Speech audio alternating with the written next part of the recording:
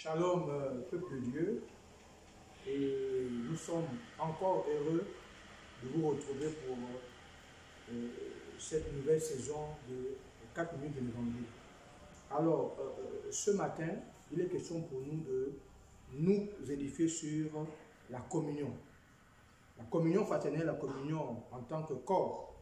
Je voudrais nous dire que la Bible nous exhorte à ne pas abandonner nos assemblées comme c'est la coutume de plusieurs.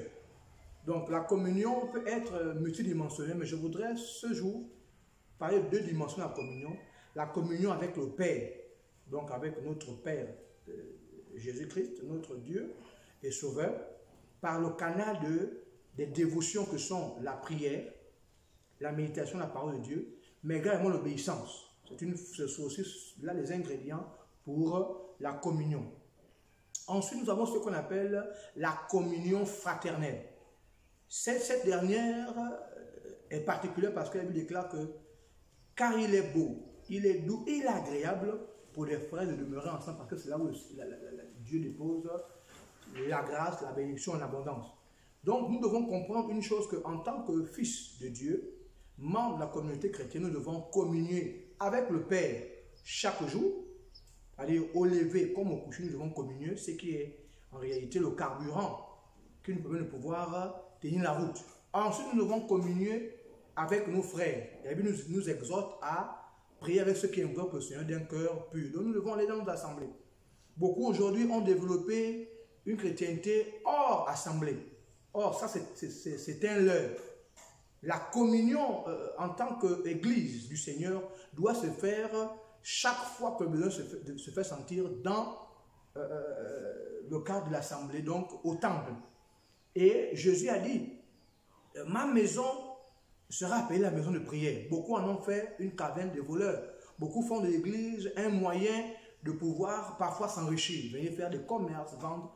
Ça, c'est vraiment très dangereux pour l'église des temps de la fin. Donc, je nous exhorte aujourd'hui, d'accord, à être en communion. Et là encore, la communion, c'est cet entretien qu'on a avec le Seigneur chaque jour. Et ensuite avec nos frères et sœurs dans la foi. Ensuite, cette communion, nous pouvons pouvoir demeurer dans la relation qu'on a avec Dieu. Or, la relation et la communion, c'est deux choses différentes. Donc, n'oublions pas une chose, c'est dans la communion que nous rentrons dans le secret. Et la Bible nous dit quoi, que c'est dans Matthieu, qui dit que lorsque vous priez, entrez dans votre chambre, fermez-la.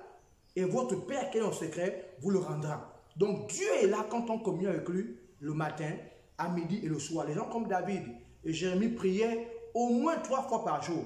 Mais toi, mon frère, ma soeur, à quel niveau ta communion?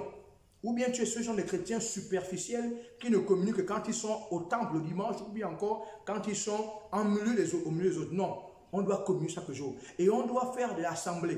Le temple, notre pratique quotidienne, régulière. La Bible déclare que dans l'église primitive, ils étaient assidus au temple.